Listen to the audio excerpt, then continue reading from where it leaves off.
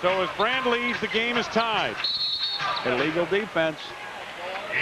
Pfizer, I believe, the man out of position, if I'm not mistaken. Yes, Indeed, it was. Twice he's been caught for that. He's got to be a little savvy. So back to the free throw line for a technical. Look at this. How many points can you put on from the free throw line? Wow. Well, the Bulls put a bunch on in this quarter. Well, I mean, technical foul. All of their points. This ties the. All right, let's see what Elton was upset here about. Comes across the lane. Okay, I can see what he was upset about. Yeah. Bo Outlaw bumped him pretty good.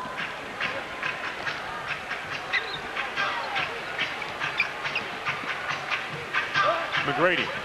Pfizer doubling. Ruffin picks it away. Steal by Michael Ruffin. Still tied at 92. Coming up on 5.5 to go for the game. Hoiberg on the drive. Mercer with the little jumper. 27 for Ron Mercer. Bulls take the 1-point lead, 94-93.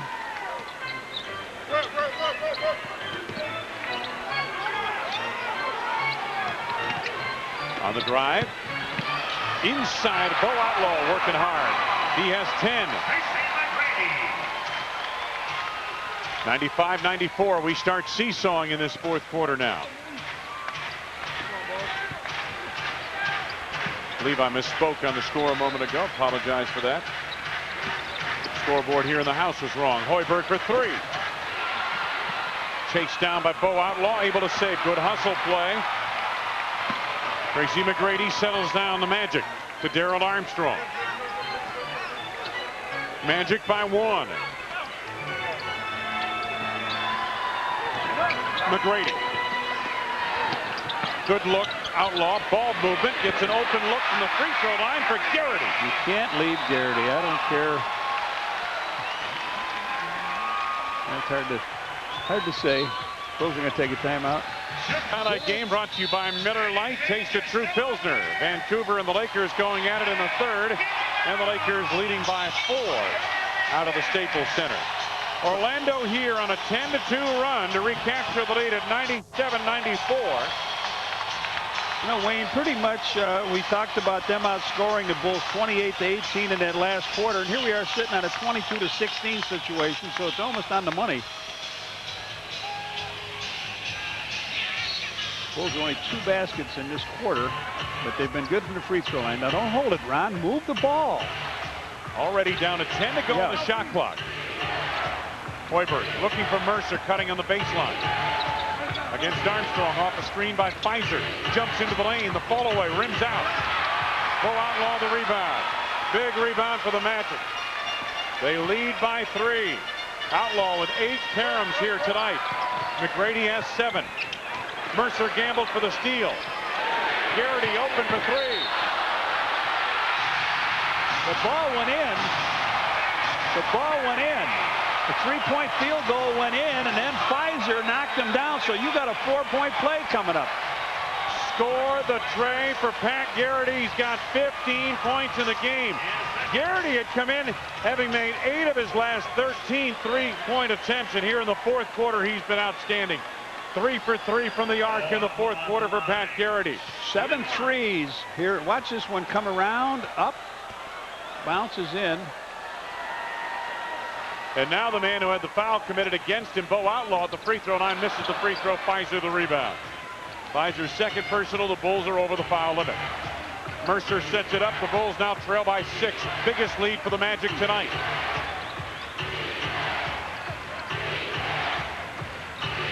Pfizer on the block against Bo Outlaw. The Bulls have lost their go-to man in Elton Brand. He was ejected with just over 6 minutes to go in the game. Outlaw commits the foul here to bail the Bulls out on this possession, his first. His first penalty situation. Marcus Pfizer shooting 2. The Bulls built their 20-point lead in the first half by getting the ball into the open floor and scoring on transition baskets for the most part. The Magic have been able to scramble them in the half court. On Thursday, the Bulls battle the Pistons. Pepsi B.J. Armstrong bobblehead doll night. First 5,000 fans Entering the United Center, receive a B.J. Armstrong commemorative bobblehead doll. Compliments of Pepsi. For tickets, 1-800-4NBA-TICKS or visit www.bulls.com. 2 of 2 at the line for Pfizer. 6 points in the game for him. McGrady. Oh, good ball movement inside. Rejection by Artest. Armstrong 3. No. Chased down by Outlaw. Saves to McGrady. Penetrates the lane. Blocked from behind by Hoiberg. Nice Hoiberg to play. finish. Nice play by Mercer. He looked up, the man on the right, on the left. Bulls back to within 2. Well, I'll tell you what, two good defensive stops that time. McGrady. Armstrong right back to T-Mac. 26 for McGrady. Magic by 4. 102-98. Plenty of time left, just under 2.5 to go.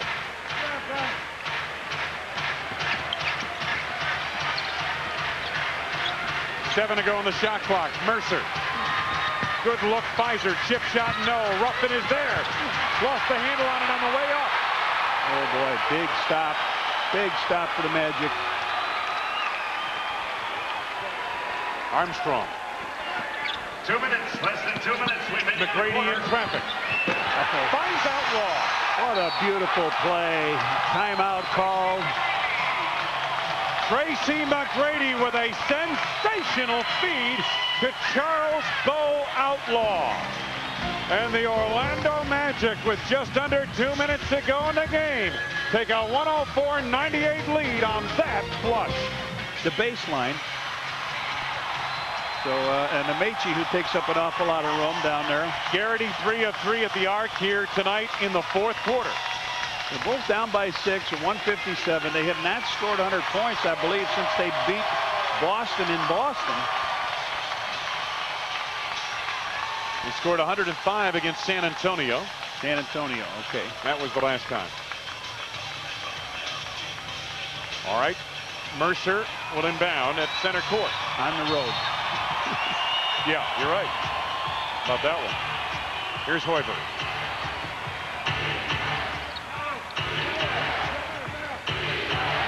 They get Mercer free on the wing.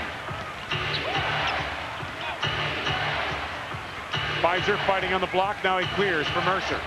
Armstrong coming over to help. Hoiberg diving the lane. The runner on the float is good. Little scoop shot by Fred Hoiberg. He's got 13 points. And the Bulls down by 4, trailing 104-100.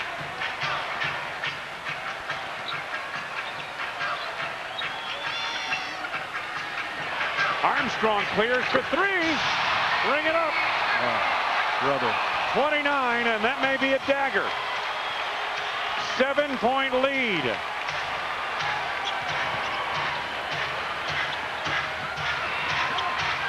Mercer. McGrady the rebound. Nail in the coffin there. Coming up on a minute to go. Another tough night on the road for the Bulls. They had a big lead at Charlotte, couldn't hang on. McGrady with the hammer. Oh, the punctuation mark. Bing.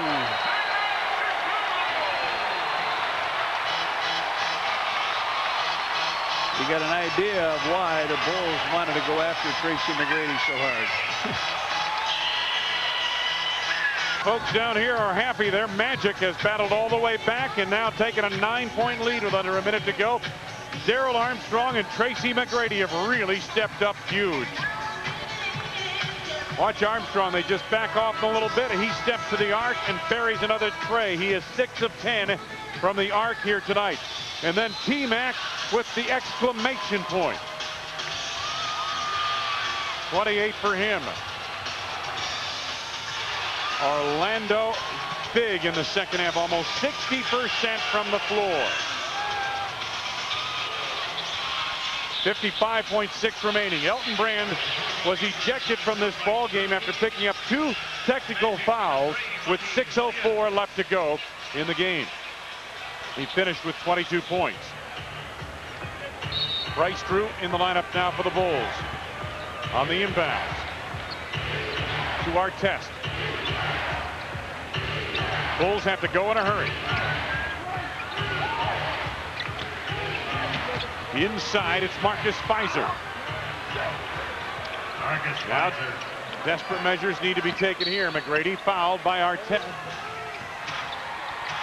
Drew looking on the inbound. Just did get it into Mercer, who's trapped for a moment. Time a huge factor in this game now. Hoiberg on the roll across the lane. Lays up a floater that is good. Off the rim. Fred Hoiberg now with 15. Here's the inbounds Armstrong. He's fouled by Bryce Drew. 26 the second half. The Magic, when they score 100+ points, are now going to be 12-2. Artest for 3. Tip wouldn't go for Mercer. Pfizer had a strip down low. Dug out of there by Monty Williams. Armstrong fouled by Bryce Ford.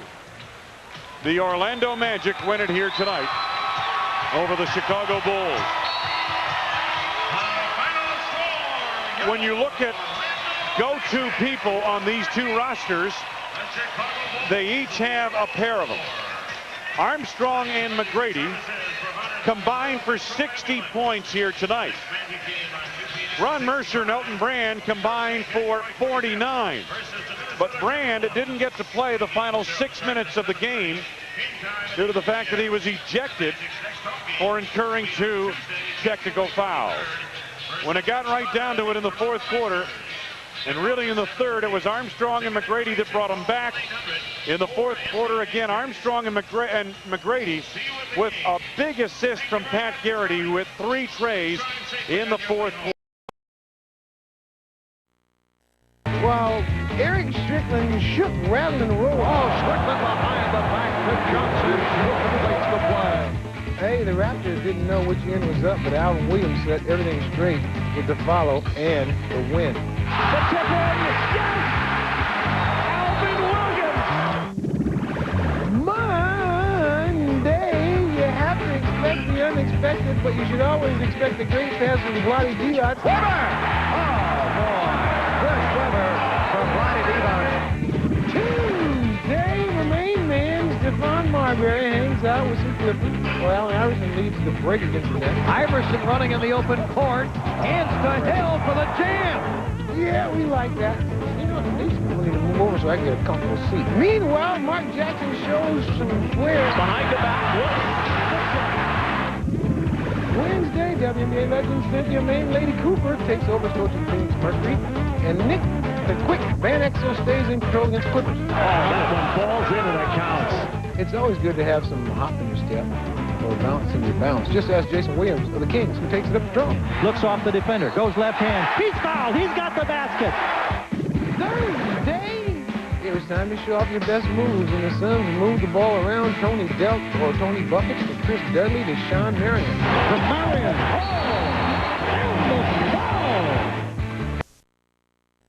Serious damage to the forehead of Coach Jeff Van Gundy.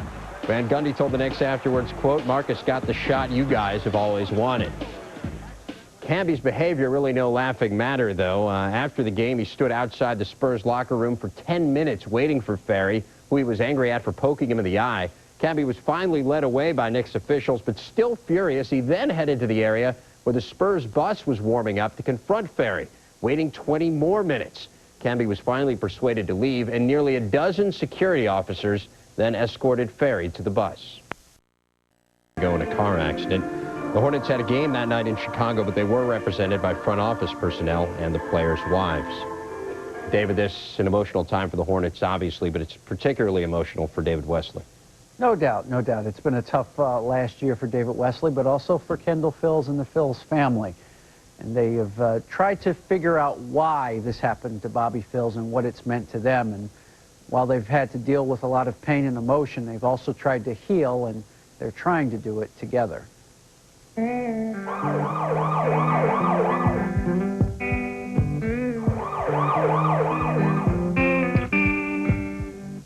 I've heard of accidents where people, cross over the median, flip 3 or 4 times and hit a semi and get out without a scratch.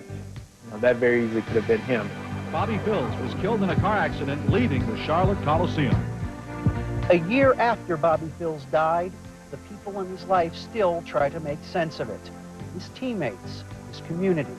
and his friend, his running buddy, David Wesley. David Wesley, maybe most of all. And I think the biggest thing, I just had to realize it was okay to laugh again. You know, I think that was one of the hardest things for me to deal with, the fact that it was okay to have fun, to enjoy playing basketball, to get on with it. David and I were friends before Bobby died, and we're friends now, and I think we're even closer now. We share a very special bond, and we've gotten through it together.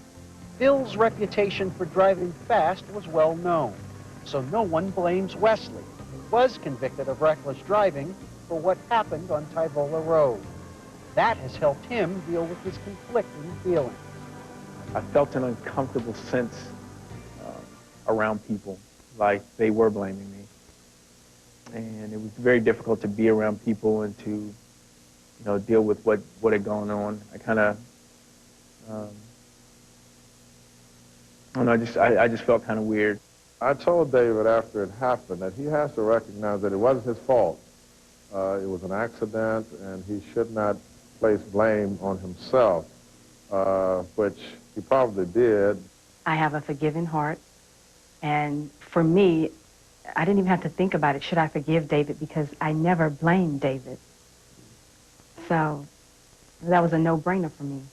You know, Kendall said something that really made sense, is that Bobby was Bobby, and he was going to do what he did. And, you know, if the Lord was asking for him, regardless, it was his time, whether I was there or not. Sometimes I'm walking through the house, and I'll look at a picture of Bobby, and I'll go, Bobby. Because he's supposed to be here with me and my family. So that's the hard part. And that's the times I get angry. But I'm not angry at God. And I'm definitely not angry at David Wesley. The Hornets asked Wesley to seek out the league's medical director for therapy. After initially agreeing, he changed his mind, preferring to work out his feelings on his own. But the Hornets were still concerned about his mental health, and nearly shipped him to San Antonio. But Silas nixed the deal. We all needed to be together, to heal together, and he needed us, we needed him, and had he gone somewhere else, I didn't know what the consequences would be. I think it was much better than going to a new city, trying to figure my way around, being mostly by myself. Wesley has bounced back on the floor. He's having his best professional season. Moved to shooting guard, he has flourished. And Silas made him team captain, Phil's old job. You watch him, we watch that tape, and he's come off screens and hitting shots. It's like, you know, I never knew he was that kind of player. But the anniversary of Phil's death tears at the scars. That stretch of Tyvola Road remains a conduit, and with their basketball dreams, site of their unthinkable tragedy. Always now, both. Hopefully, the more I go past that place, maybe one day I won't think of it. Maybe I'll always think of it, but you know, I'm coming to grips with everything, so it gets a little easier and easier each day. Wesley for two, wing left. Oh. Rebound champion, Baron Davis.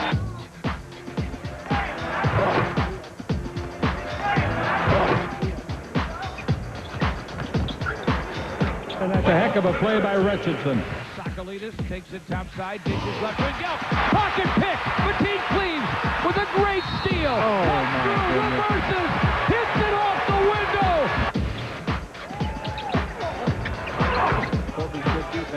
Here's Jackson shooting. Jack doesn't come out, and Jackson banks it in.